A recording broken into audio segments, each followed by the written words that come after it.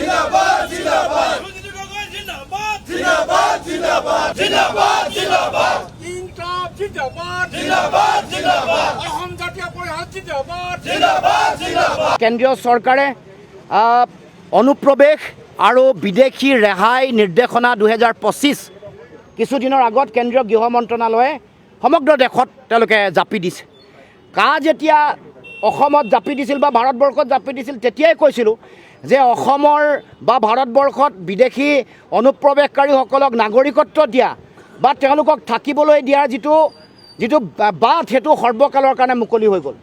আমি তেতিয়াই কৈছিলোঁ আৰু তেতিয়া যিটো আমাৰ ভৱিষ্যতবাণী এতিয়া প্ৰমাণ হৈ গ'ল। তেতিয়া নিৰ্বাচনৰ সময়ত মুখ্যমন্ত্ৰী, কেন্দ্ৰীয় চৰকাৰৰ গৃহমন্ত্ৰী, প্ৰধানমন্ত্ৰী সকলোৱে কৈছিল যে 2014 চনৰ পৰা আৰু নাহে।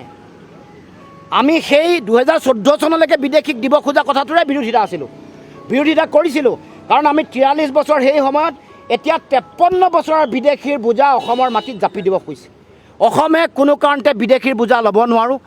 অসম বিদেশীৰ চৰণীয়া পথাৰো নহয়, অসম বিদেশীৰ ডাষ্টবিনো নহয়।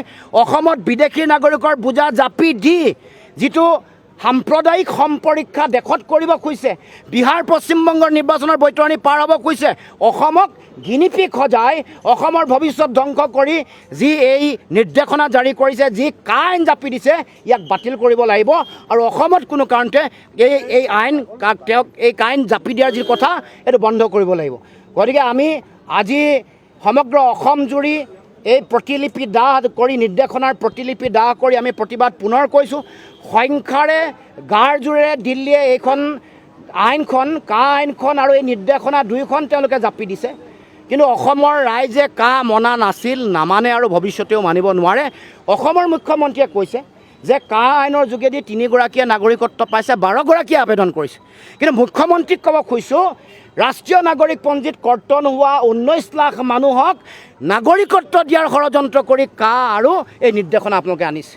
94,477 গৰাকী ডি ভোটাৰক নাগৰিকত্ব দিবৰ কাৰণে আপোনালোকে এইকেইদিন আপোনালোকে ৰণকৌশল ৰচনা কৰিছে। আপোনালোকৰ মন্ত্ৰীয়ে কৈছে ৰাজহুৱাভাৱে, তাৰপাছত মুখ্যমন্ত্ৰীয়ে কোন হতেৰে কয় 3 গৰাকী মানুহে নাগৰিকত্ব পোৱা। আৰু আপোনালোকে কৈছে যে ৰাষ্ট্ৰীয় নাগৰিক পঞ্জী ত্ৰুটিপূৰ্ণ, ইয়াত ভুৱা নথি পত্ৰৰে বিদেশীয়ে নাম সোমোৱাইছে। সেইসকল মানুহৰ নাম কৰ্তন হ'লে 19 লাখৰ লগত আৰু 21 লাখ বা 31 লাখ মানুহক যোগ দিব লাগিব। তেতিয়া 40 লাখ বা 50 লাখ মানুহক নাগৰিকত্ব দিয়াৰ বাট অসমৰ মুখ্যমন্ত্ৰী, দেশৰ গৃহমন্ত্ৰীয়ে বাট মুকলি কৰিছে।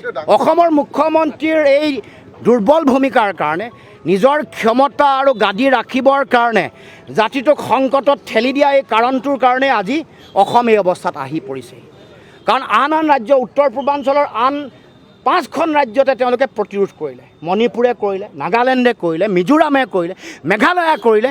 কিন্তু অসমৰ মুখ্যমন্ত্ৰী আগৰ সৰ্বানন্দ সোণোৱাল, এতিয়া হিমন্ত বিশ্ব শৰ্মা, তেওঁলোকৰ নিজৰ ৰাজনৈতিক ভৱিষ্যত সুৰক্ষিত কৰিবৰ কাৰণে কৰা প্ৰতিযোগিতাৰ কাৰণে, দিল্লীৰ ওচৰত আঁঠু লোৱাৰ কাৰণে, আত্মসমৰ্পণ কৰাৰ কাৰণে অসমৰ ৰাইজ সংকটত পৰিছে। 20 বছৰ বিদেশীৰ বোজা ইতিমধ্যে অসমে ভাৰতবৰ্ষৰ হৈ মানৱীয়তাৰ দৃষ্টিভংগীৰে আন্তঃৰাষ্ট্ৰীয় আইনৰ প্ৰতি সন্মান জনাই কৰিব লগা হ'ল এই 20 বছৰ বোজা। কিন্তু তাৰ পাছত আমাক দিব লগা 6 নম্বৰ দফাও আজিলৈকে কাৰ্যকৰী নকৰিলে। এই কেন্দ্ৰীয় চৰকাৰে কমিটি বনায়ো প্ৰতিবেদন দিয়াৰ পিছতো আজিলৈকে কাৰ্যকৰী কৰা নাই। ইয়াৰ অসমৰ প্ৰতি দুৰ্ঘোৰ অন্যায়, অক্ষমনীয় অপৰাধ।